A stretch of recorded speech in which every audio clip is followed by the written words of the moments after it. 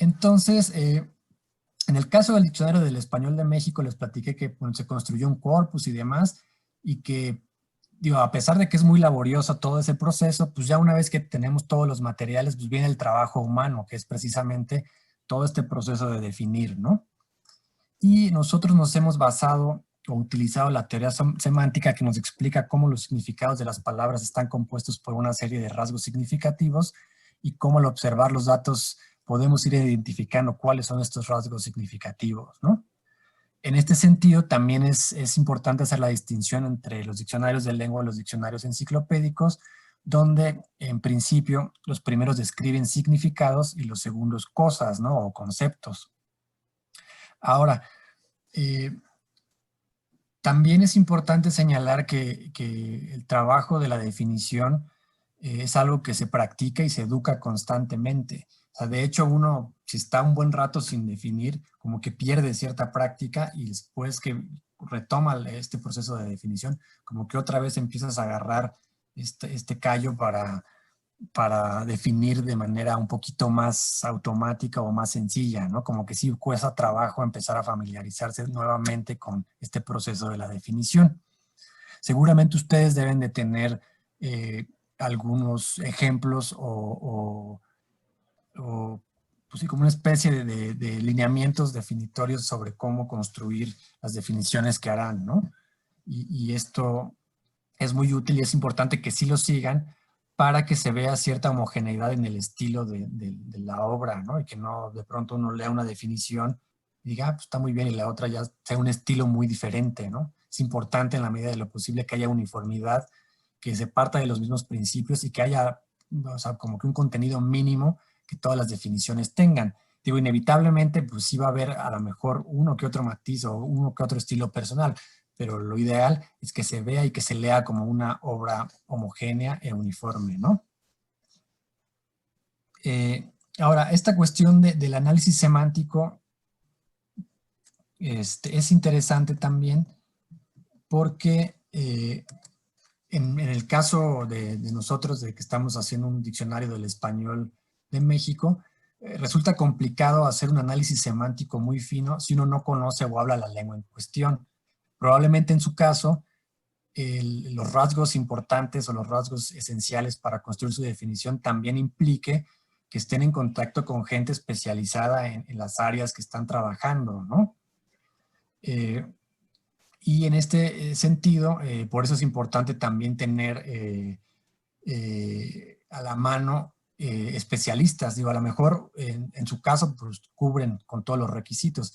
En nuestro caso, por ejemplo, si bien es un diccionario de lengua general, pues tenemos mucho vocabulario de química, de física, de música, de arquitectura, etcétera. Y pues ninguno de nosotros somos arquitectos, ni físicos, ni demás. Entonces, muchas veces lo que hacemos es construir la definición y luego cotejar dicha definición con algún especialista para que nos diga si esto es correcto o no, esto les falta esto, o incluso ha habido en ocasiones que nos han escrito y nos han dicho su definición de X o Y palabra es incorrecta porque debería de decir tal, tal, tal, y bueno, lo tomamos en cuenta y lo corregimos. También esa es otra cosa importante que hay que considerar, que es un trabajo que realmente no acaba y que a veces en algún momento es probable que tengan que volver a revisar algunas definiciones que ya hicieron, ¿no? Y volverlas a definir porque a lo mejor apareció un nuevo uso que no habían documentado antes o algún descubrimiento importante que es necesario incorporar en esta reelaboración de la definición que están haciendo, ¿no? Ahora, algo que siempre señala el doctor Luis Fernando Lara es que eh, pues se necesitan como ciertas aptitudes para los lexicógrafos. Y por un lado es que tengan esa capacidad de percibir esos matices finos semánticos con los que hablamos y, por ejemplo, tener la capacidad de hacer una buena distinción entre, por ejemplo, la diferencia entre un campo léxico como ver, mirar, observar, licar, vislumbrar, dar cuenta de esas diferencias y evitar proponer definiciones sinonímicas, ¿no? Nosotros partimos de la idea de que los sinónimos no existen. Por lo tanto, el doctor Lara siempre suele señalar que un primer requisito es que un lexicógrafo debe tener sensibilidad para la lengua. En segundo lugar, que este es un poco obvio, bueno, pues escribir bien, ¿no? O sea, tener una buena redacción y escribir coherentemente. Por lo tanto, muchas veces en el Diccionario del Español de México han trabajado muchos poetas. De hecho, ahorita, por ejemplo, uno de los lexicógrafos que se fue a hacer una maestría a Alemania, pues él es escritor. Está el escritor Francisco Segovia, y también otro de los lexicógrafos, Diego Robles, también es escritor. Entonces, pues nos hemos dado cuenta de que tener ese tipo de gente resulta útil para hacer este tipo de trabajo lexicográfico. En nuestro caso también otra cuestión que es importante, que probablemente para ustedes no sea tan relevante, no lo sé, es también necesario que hablen otras lenguas. Es decir, esto nos ayuda a nosotros para poder contrastar nuestra propia lengua con lenguas distintas e ir viendo cómo hay diferencias y entre cómo se construye cierto significado en una u otra lengua, ¿no? Porque quedarse con una sola lengua nos limita o nos da una visión muy reducida de cómo las lenguas significan. Y también otro aspecto importante es tener un interés universal por las cosas, es decir, ser curioso por naturaleza. Y esto es precisamente por lo que les comentaba hace ratito, de que, bueno, a veces uno redacta algo de química, a veces algo de geofísica, a veces algo del calor, a veces algo de una palabra coloquial, a veces sí una palabra muy general, etcétera, ¿no? Entonces, pues uno se enfrenta con diferente tipo de vocabulario y pues uno debe de tener esta inquietud por conocer y aprender, ¿no? Constantemente. Que me imagino que esto también aplica para ustedes. Digo, a pesar del conocimiento y de que están especializados en el arte, cada uno de ustedes tiene diferentes conocimientos respecto a ciertos momentos históricos del arte o ciertas técnicas o algo por el estilo, y en ese sentido hay una retroalimentación importante y también se puede ir satisfaciendo esta curiosidad. La que sigue. Entonces, nosotros nos reunimos una vez a la semana para discutir definiciones, pero también inquietudes respecto al proyecto, ¿no? Por ejemplo, hace poquito, hace unos meses, sacamos una serie de cápsulas sobre cómo usar el diccionario y demás, y bueno, en esas reuniones discutimos sobre cómo era mejor presentar esas cápsulas, qué debían de contener, etcétera, porque además se elaboraron también para la SEP, ¿no? Para este proyecto de Estudia en Casa. Tengo entendido que están apareciendo ahí para que los niños aprendan a usar el diccionario. Entonces, bueno, se discute eso, pero también una parte importante de estos seminarios es discutir otros aspectos del proyecto y también dar cuenta de las definiciones que se han hecho hasta ese momento, ¿no? Por lo general se presentan unas 15 o 20 definiciones por sesión. Y bueno, les comentaba que es importante que se socialicen estas definiciones para asegurarnos que la definición final sea la mejor posible, ¿no?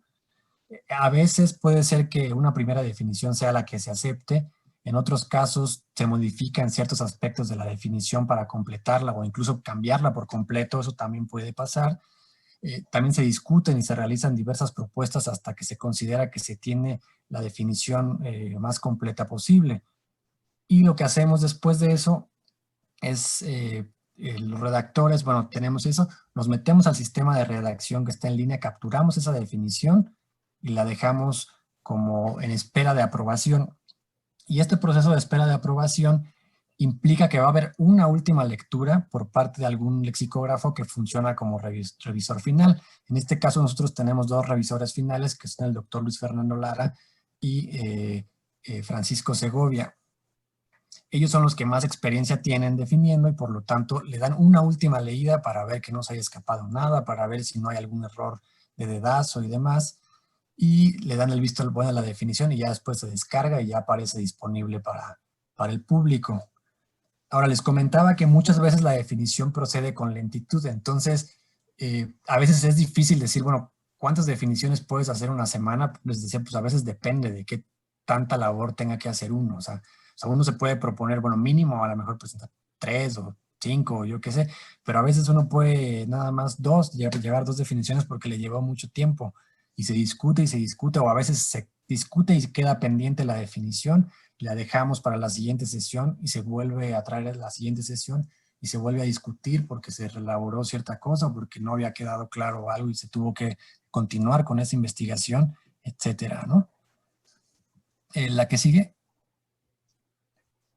Y bueno, por ejemplo, aquí tienen un ejemplo de una definición que se presentó recientemente en un seminario, y la primera versión que se llevó al seminario era la que aparecía arriba, ¿no? Para la definición de ecdótica. Sustantivo femenino y, bueno, rama de la filología que se encarga del estudio de la crítica y la edición de textos, especialmente los antiguos, con el objeto de reconstruir la integridad de un escrito de la manera más fiel posible a su original o a las intenciones de su autor. En este caso, por ejemplo, se propuso esta primera definición, y dado que en el Centro de Estudios Lingüísticos y Literarios, donde laboro, hay mucha gente especializada en literatura y conocen sobre ecdótica, les enviamos esta definición, ellos nos regresaron sus comentarios y después se modificó esa definición con la segunda, que es un poco más pequeña, y prácticamente se eliminó esto de las intenciones de su autor, porque pues, se consideró que bueno, es muy difícil saber exactamente o precisar con exactitud cuál es la intención de un autor al momento de escribir algo, ¿no? Particularmente con textos muy antiguos, no podemos saber exactamente eso. Entonces pues, decidimos o consideramos que eso no era un rasgo pertinente para esta definición, y quedó la definición como rama de la filología que se encarga de la edición crítica de textos, especialmente los antiguos, reconstruyendo su integridad de la manera más fiel posible a su original. La que sigue. Aquí también tenemos otra palabra especializada, que es endorfina. Ahí creo que olvidé poner, bueno, allá abajo de versión 1 debería de ser endorfina. Y si se fijan, la primera versión la habíamos puesto marca de química, y como hormona que segrega el encéfalo de manera natural para inhibir la sensación de dolor, reducir la ansiedad, moderar el estrés, fortalecer el sistema inmunológico y producir placer y bienestar. Y en la segunda definición, que es la versión final, la que se capturó, más bien consideramos que era mejor ponerle la marca de medicina a esta palabra, y también le quitamos la palabra para, precisamente porque consideramos que, bueno, esto daba la sensación de que las hormonas tenían volición, ¿no? Y en ese sentido, pues a lo mejor no era tan correcto, más bien se quedó como hormona que segrega el encéfalo de manera natural e inhibe la sensación del dolor, reduce la ansiedad, modera el estrés, fortalece el sistema inmunológico y produce placer y bienestar, ¿no? Entonces, con estos ejemplos, que a lo mejor son sencillos, pues les muestro un poco sobre cómo se trabaja en el Diccionario del Español de México. Digo, aquí no sé si, digo, tristemente pues no puedo estar con ustedes en vivo y a lo mejor tendrían preguntas interesantes, pero a lo mejor el doctor Molina tiene alguna pregunta que pueda ser útil o que él considere que sea útil para esta presentación que se hizo, para ver si les sirve un poco esta experiencia, ¿no? Perfecto, Eric, pues muchas gracias. Gracias por la presentación. Oye, supongo que la pregunta más importante que nos surgiría dentro del proyecto, nos has aclarado muchas cosas, pero una de las preguntas como más importantes que se me ocurren es, eh, considerando que nuestras definiciones serán mucho más largas, no sintéticas como esta que estás planteando, ¿tú qué nos recomendarías? O sea, ¿nos recomendarías, por ejemplo, mandar una semana antes de la reunión la definición para que todos puedan revisarla y después hacer una discusión de esto? En fin, ¿tú qué se te ocurre? Sí, digo, yo creo que si van a ser definiciones bastante largas, como en un diccionario histórico, que pueden ser varias páginas incluso, probablemente en ese caso sí sea provechoso que desde un principio se socialicen todas estas, que las lea cada quien de manera individual y haga sus anotaciones, y a lo mejor ya en el momento que se reúnan pueden empezar cada uno de ustedes a señalar qué les parece que es correcto, qué le falta a la definición o hasta dónde debería de llegar la definición, porque si no les va a llevar mucho tiempo. Pues imagínense leer todo un artículo enciclopédico pues a lo mejor, si fuera así, a lo mejor solamente van a poder discutir una definición por sesión, ¿no? Que el punto también es como aprovechar al máximo posible cada sesión que tengan. Entonces, sí, dadas sus necesidades, es probable que sea mejor que la persona encargada de redactar cierto número de definiciones que se las envíe, pues sí puede hacer una semana antes para que les dé tiempo a todo el equipo de leerlas, de hacer sus anotaciones y llegar y que sean productivas las sesiones y no estar leyendo y diciendo, a ver, espérame, ¿puedes repetir esto? Porque les va a llevar mucho tiempo y creo que sería contraproducente, ¿no? En este caso, un trabajo con definiciones muy, muy largas. Oye, veo, por ejemplo, que podría ser frustrante, y sé la respuesta, pero de todos modos te pregunto, eh, que de repente buscamos un término en nuestra documentación y vemos una cantidad enorme de concordancias, de contextos donde aparece el término, pero muchos de ellos no nos dan ni alguna información, o sea, son ocurrencias que no aportan información sobre el significado o de lo que es el término en sí. ¿Eso es natural? ¿Esto les ocurre a ustedes? Sí, sí, digamos, no todos los contextos de uso van a ser útiles. De hecho, a veces uno batalla para encontrar el ejemplo de uso. Por ejemplo, si bien en nuestras definiciones luego hay ejemplos de uso, y no es como que escojamos cualquier ejemplo de uso, sino que se piensa cuál es el mejor ejemplo de uso para ponerse como parte de la definición.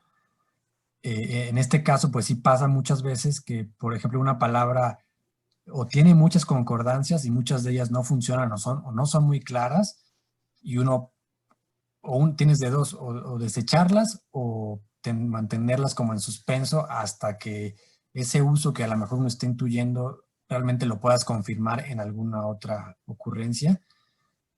Y la otra, pues solamente quedarse con lo que realmente está siendo productivo para la definición, ¿no? O sea, sí se van a encontrar con muchos casos con ejemplos muy repetitivos quizás, con ejemplos que no son muy útiles para construir la definición o que no aportan nada realmente, y sí tienen que empezar a desarrollar como esa sensibilidad en torno a cuáles son los ejemplos que son más ricos en términos comunicativos y útiles para desarrollar la definición, ¿no?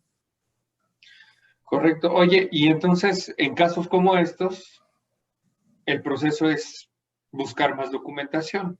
Nosotros no Exacto. contamos con la figura del documentalista, que nosotros somos a su vez redactores y documentalistas, pero pues tal vez podemos usar tu mismo corpus, ¿no? El que nos hablaste, el SEM, pues, los mismos que utilizan ustedes, ¿no? Sí, sí, sí se puede ver, o si hay algún otro corpus particular de las áreas que ustedes trabajan, también buscar otros corpus. O por ejemplo, en mi caso, digo, no creo que sea en su caso, obviamente, porque estamos hablando de un trabajo especializado, pero hay muchas palabras de uso coloquial que no aparecen en ningún lado, salvo en Twitter de plano. O sea, muchos usos que uno solamente puede documentar en Twitter. Y en ese sentido, pues uno recurre a Twitter o a Facebook, que pudiera parecer, bueno, pero ¿cómo? Y pues es el único lugar donde documentas ese tipo de usos. Entonces es válido. En su caso tienen que tener como probablemente, bueno, primero su material y después como jerarquizar quizás el tipo de corpus que van a utilizar. O sea, primero pues buscan este y si no aparece en este otro, en este otro. Les comentaba que nosotros lo que hacemos primero es, bueno, en su momento buscábamos en el SEMC, ¿no? Ahorita como ya agotamos el SEMC, lo que hacemos es buscar en el CREA y en el Corpes 21 o incluso en el CORDE, pero acotando la temporalidad al, a la temporalidad del diccionario, ¿no? Si de plano ahí no aparece, también hemos utilizado la hemeroteca digital como otro lugar para buscar ejemplos de uso. Y después, si no, también como Twitter o Facebook o Google Books también puede ser útil. Ok, lo podríamos buscar en Google Books. Se me ocurre como a lo mejor alguna estrategia, buscar en YouTube alguna conferencia donde se hable del tema, ¿no? Claro. Ahí, por ejemplo, una conferencia que se hable de las la artesanía o del arte popular en México en cierto periodo de tiempo. Y oír a un colega puede servirnos, ¿no? Sí, sí, también, digo, yo no sé en tu equipo cuántos sean, pero a lo mejor también sería bueno tener como estos especialistas externos a los que ustedes puedan recurrir y enviarles a lo mejor la definición que construyan, ¿no? O sea, quizás después de que ustedes discutan y tengan una primera definición, digan, bueno, ya tenemos esta, ¿por qué no se la enviamos a alguien externo que la lea y que nos diga si le parece correcta o no? Y así pueden tener todavía otros ojos, ¿no? Porque también pasa que llega un momento en que uno se vicia, ¿no? Por eso también es importante socializar las definiciones, porque cosas que uno ya no ve, algún colega dice, ah, no, claro, pero te faltó esto. Ah, pues sí, sí es cierto. En ese sentido, por eso es importante socializar, porque uno es una visión muy reducida de cualquier fenómeno, quedarse con lo que uno sabe. Por eso es importante que se socialicen las definiciones, ¿no? Pues correcto. Oye, pues te agradecemos mucho a nombre del seminario PAPIT, Artesanías en Transición, de la titular, que es la doctora Débora Dorotinsky, personalmente, y de todos los miembros, pues te agradecemos esta presentación que nos hiciste y pues nos va a dar mucha luz sobre cosas que estamos trabajando y sobre todo sobre cómo organizar nuestro trabajo colaborativo. Te agradecemos mucho, Eric. No, ¿de qué? Creo que Y a ver es... si luego te vienes con nosotros a trabajar en algo, ¿no? El otro año. Sí. Pues sí, Bueno, muchas gracias. Espero que les sea útil la experiencia del DEM y que puedan enriquecer algo y complementarlo a sus necesidades, ¿no? O sea, piensen que siempre uno tiene que responder a las necesidades que le surgen, ¿no? Esto es lo que nos ha funcionado a nosotros, pero no significa que todo lo tienen que adecuar tal cual. Seguramente ustedes pueden innovar en ciertos aspectos también, ¿no? bueno, pues muchas gracias. Bueno, pues cuídense y gracias por la invitación. Saludos.